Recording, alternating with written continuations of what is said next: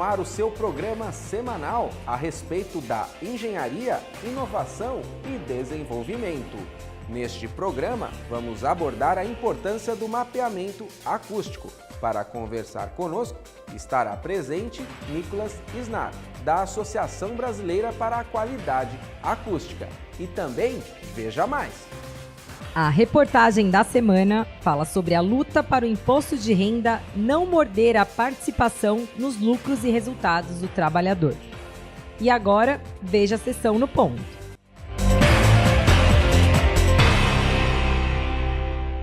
Dia 8 de março aconteceu o Dia Internacional da Mulher. Um dia que ficou para nós de muita importância.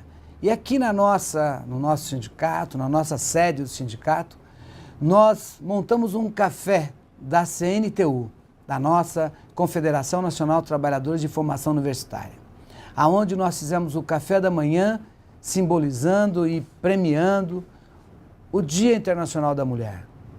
Para nós do sindicato, para nós da Confederação, para nós da Federação Nacional dos Engenheiros, o Dia Internacional da Mulher são todos os 365 dias do ano, que nós entendemos que a mulher tem que ser cada vez mais respeitada e até porque nós sabemos a competência. E hoje nós estamos vendo no país todo, no Brasil todo, no mundo todo, a competência e a qualidade do trabalho da mulher.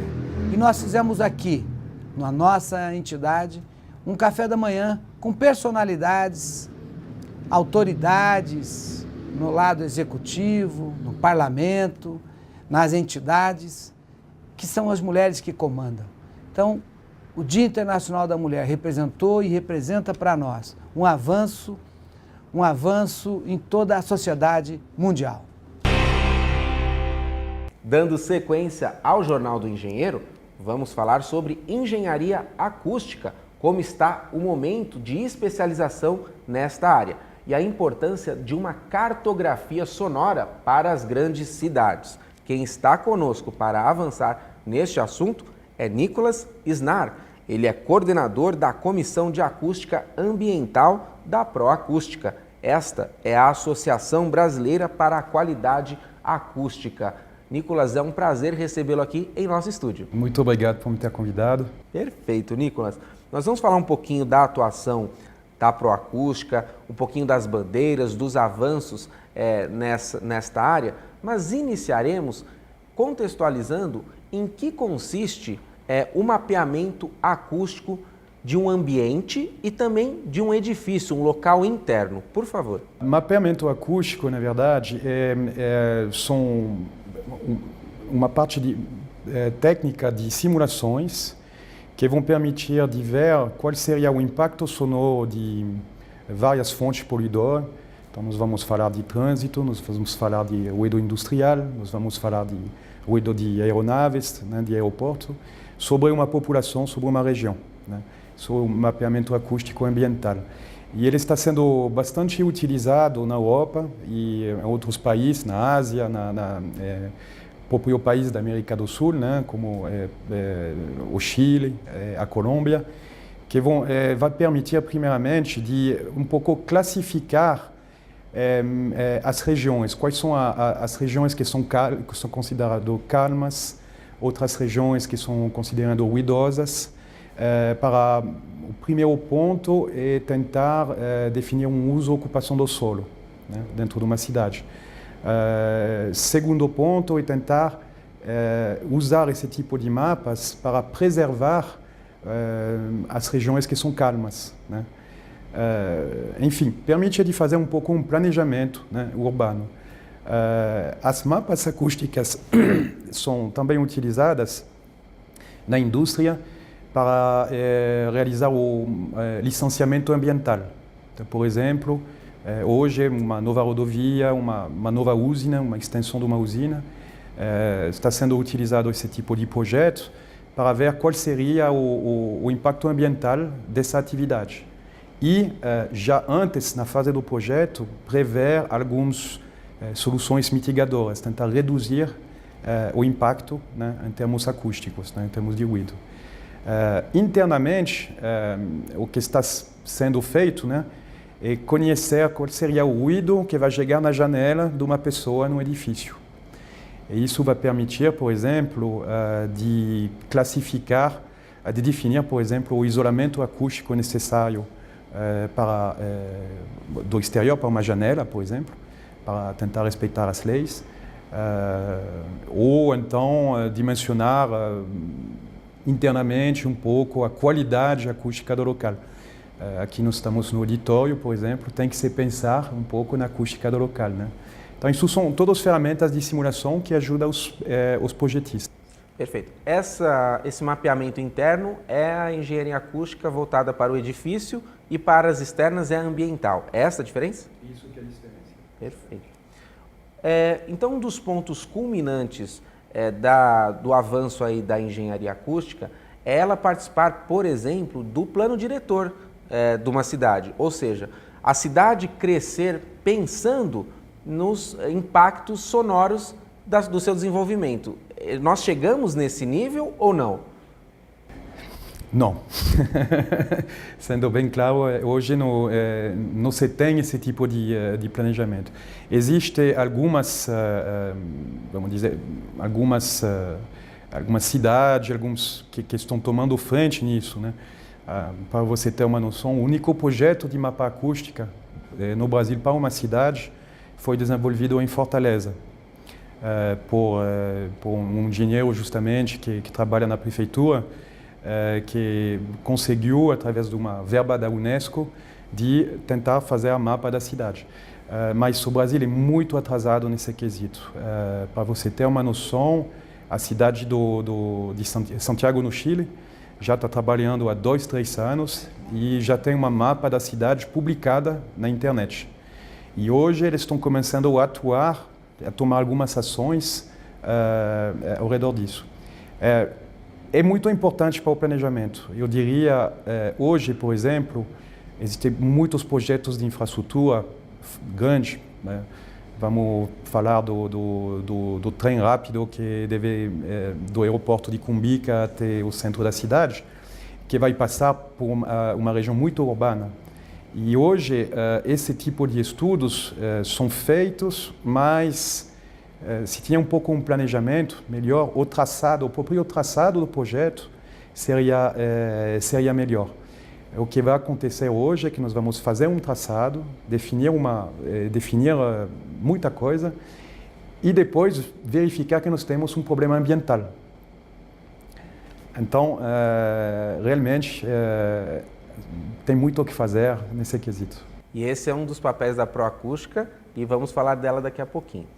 Para talvez um dos caminhos para colocar na cultura do planejamento, né, a questão acústica, seja a existência de legislações, normas e tudo mais. E nós sabemos que tem algumas normas técnicas que delimitam aí o que é preciso ser feito em relação aos cuidados com a poluição sonora, né?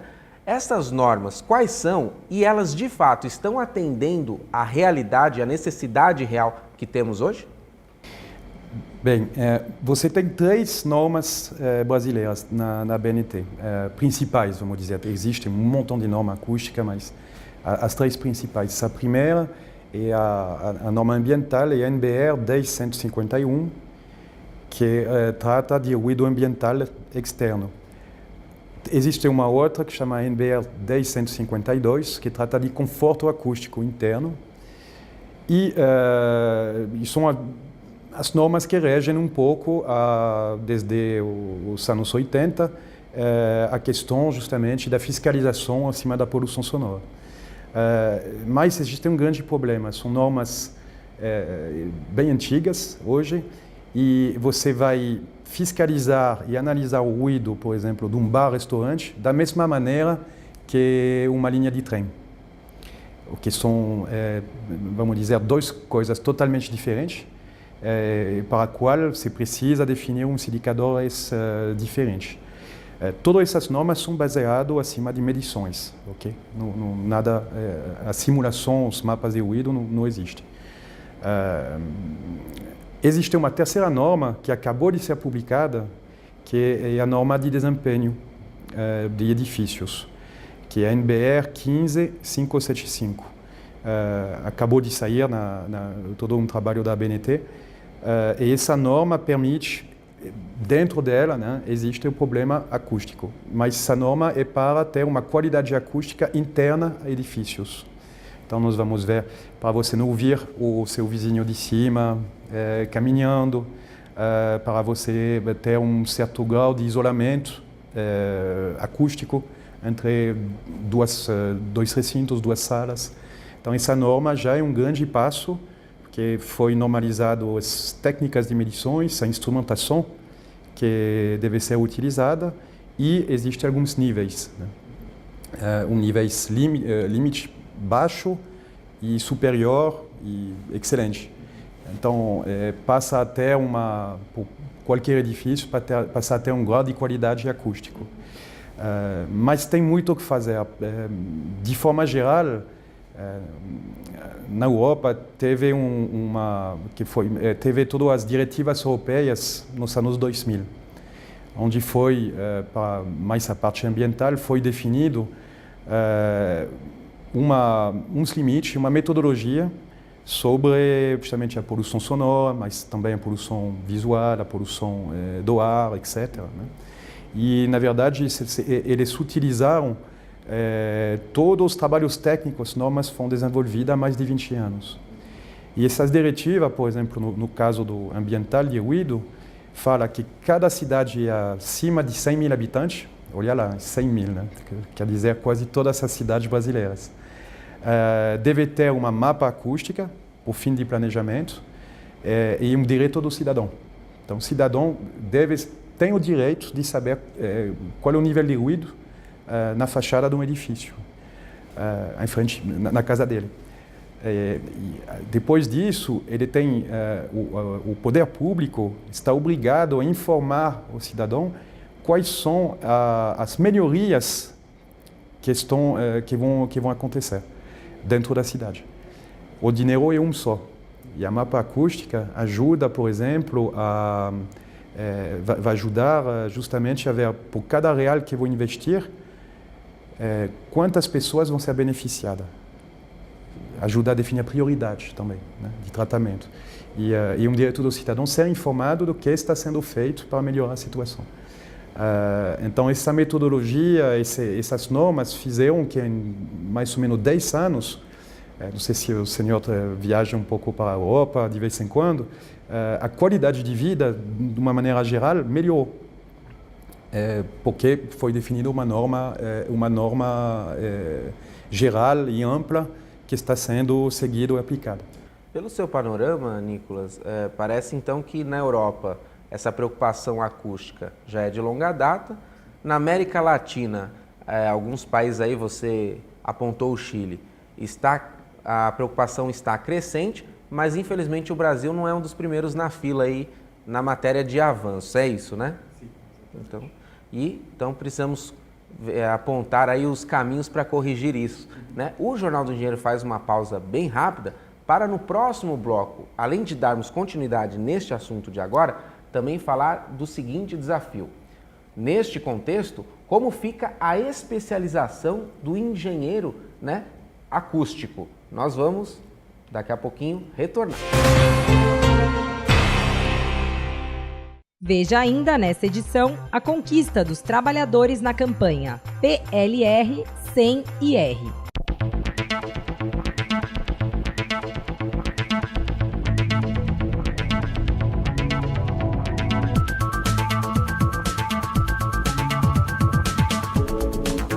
O Jornal do Engenheiro publicou: meta da TV digital brasileira é interatividade. Para acessar a íntegra, acesse o nosso portal na internet.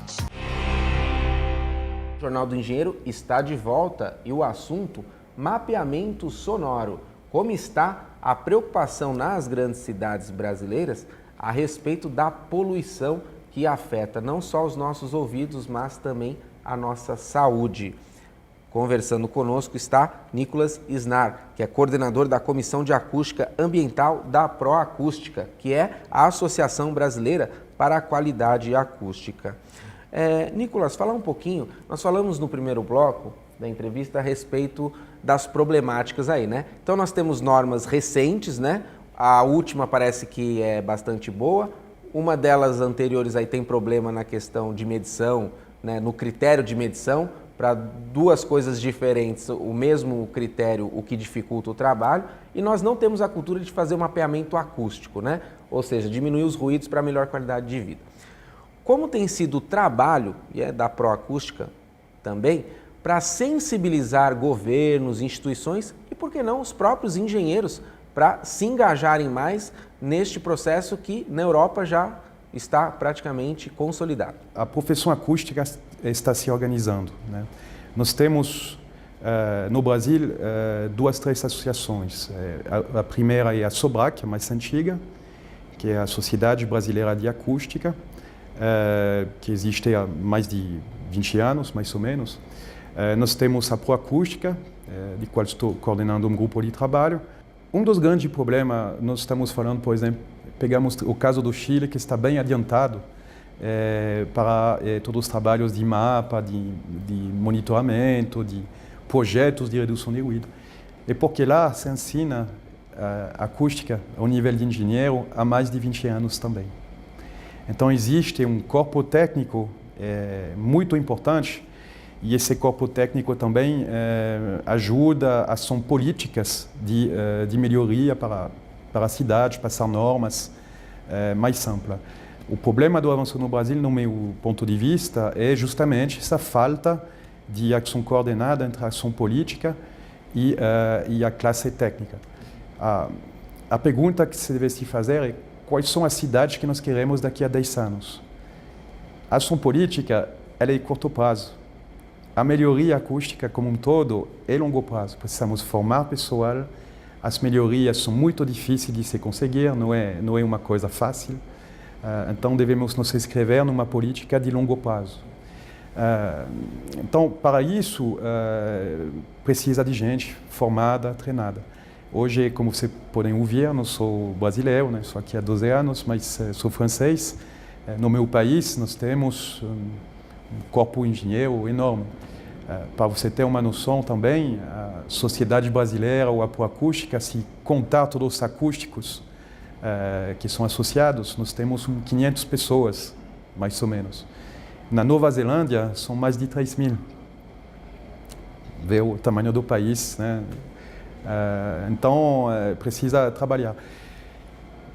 Hoje, quem trabalha um pouco com acústica são engenheiros mecânicos, que fazem especializações na acústica, pós-graduações. E existe em Santa Maria, na Universidade Federal de Santa Maria, o primeiro curso de engenharia acústica, que foi criado, acho que a primeira turma está se graduando esse ano, né, que são 5 ou 6 pessoas. Existe também cursos de engenharia física, estou pensando no interior de São Paulo, em São Carlos, na Universidade Federal de São Carlos, que são a física e a acústica sempre foram muito ligadas, onde se forma engenheiros que vêm a trabalhar com acústica. Mas, contudo, é muito pouco. Precisa de engenheiros hoje, quem mexe com acústica, todos engenheiros de meio ambiente, engenheiro de segurança do trabalho, tem contato diário com medições de ruído, análises e ações a tomar. Também existe todo o pessoal de engenheiro na automotiva, de desenvolvimento de produtos. Eles têm também uma problemática de ter uma acústica, um ruído agradável dentro de um veículo. E são pessoas que aprenderam um pouco em especializações, ou então no exterior, ou então aprenderam fazendo, né? Então, tudo isso realmente precisamos aumentar essa massa crítica de engenheiros que sabem, que conhecem a acústica. Quantos engenheiros especializados em acústica nós temos no Brasil? São esses 500 que você citou? Profissionais de acústica, no máximo, deve ter entre 100 e 500. Pessoas coligadas, vamos dizer, que tratam disso um pouco mais. Mas é muito pouco, é realmente muito pouco. Um dos problemas também é a valorização da profissão. Para um jovem que está começando, realmente ele precisa ser valorizado, porque eu sempre me lembro quando cheguei 12 anos atrás no Brasil, que comecei a falar de acústica ambiental para alguns engenheiros, grandes empresas. Ele me respondeu: ruído? Eu gosto de ruído, eu faço ruído. Barulho é comigo mesmo. Então, existe também um tema cultural que precisa desenvolver. Agora, tudo isso, como disse, está se organizando. Os profissionais, através da SOBRAC, da Proacústica, do grupo de trabalho da ABNT, que tem um comitê de trabalho sobre acústica, e nós estamos realmente passando de normas da Fusca a Ferrari, com normas técnicas muito amplas. Mas tem uma missão muito importante, que é qualificar o profissional.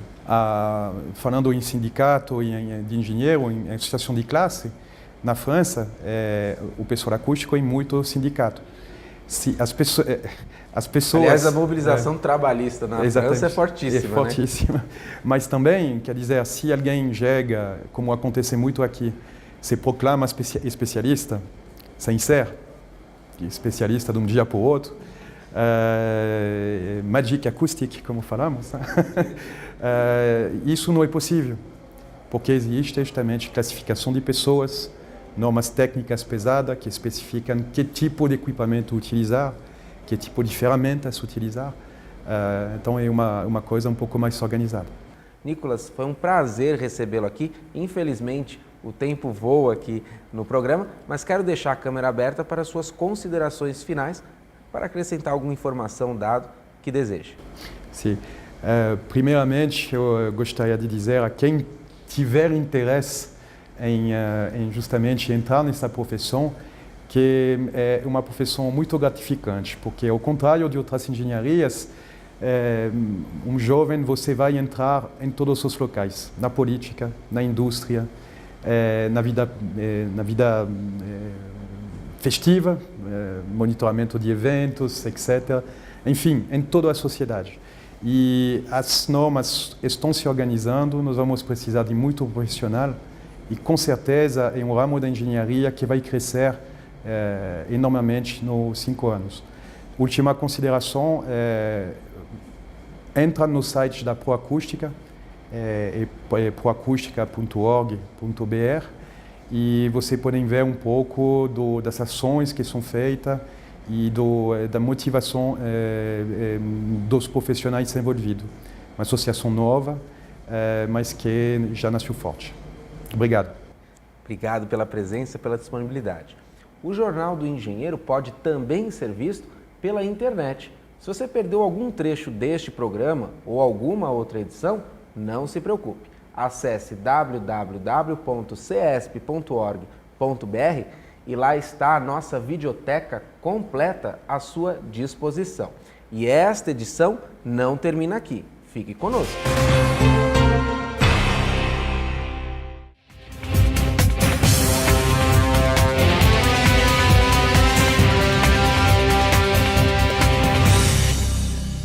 A CNTU faz parte desse consenso e eu acho até que ela está numa posição privilegiada para defender essas ideias, porque, afinal, os que participam da CNTU hoje são profissionais de nível universitário já formados e se beneficiaram de uma maneira ou de outra do nosso processo eleitoral, ou no Brasil ou mesmo fora do Brasil. E, portanto, eu acho que é louvável o envolvimento da CNTU no movimento Brasil Inteligente. Mais de 95% dos trabalhadores receberão a participação nos lucros e resultados sem os descontos de imposto de renda. O número que animou a classe trabalhadora foi divulgado pelo Departamento Intersindical de Estatística e Estudos Socioeconômicos, o DIEESE. Nós fizemos um trabalho bastante forte, estivemos lá junto com as centrais, lá no gabinete do presidente da Câmara, estivemos lá presentes nessa discussão e apresentando, quer dizer, montando todo o nosso time a favor dessa questão, que é uma questão bastante séria, até porque quando você participa de lucros e resultados, você não pode ter um imposto em cima disso. não é? É um ganho do trabalhador, a vitória do trabalhador com o seu suor nessa discussão. A medida provisória 597, editada pelo governo federal em dezembro, isenta de imposto de renda a participação nos lucros e resultados no valor de até R$ 6.000. Acima desse patamar, a tributação será progressiva, de 7,5% a 27,5%, de acordo com o montante recebido. Antes, o imposto retido na fonte era de 27,5% para todas as faixas.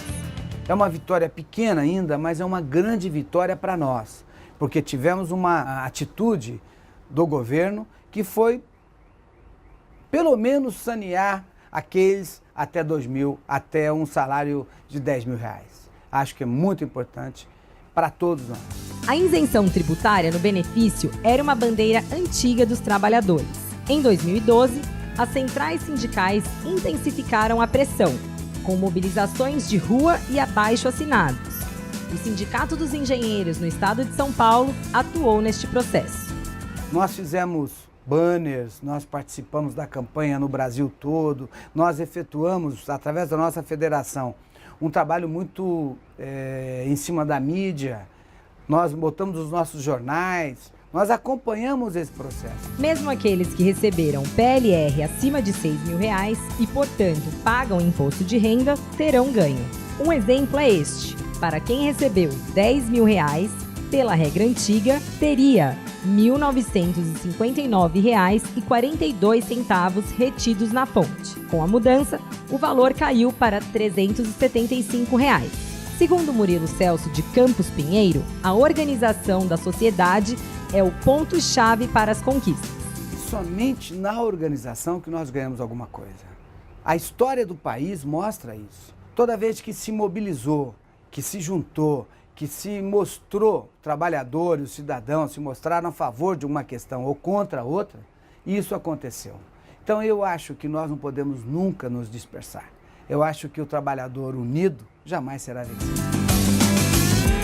Para saber mais sobre esta e outras conquistas dos trabalhadores, acesse nosso portal na internet. Associe-se ao CESP pela internet. Juntos, somos mais fortes. E no próximo programa, a entrevista vai abordar os desafios das ferrovias brasileiras. Hoje, o engenheiro de ferrovias ele tem uma especialização após ter feito uma engenharia civil, mecânica ou eletrotécnica, mas não é um engenheiro ferroviário desde o início de sua formação.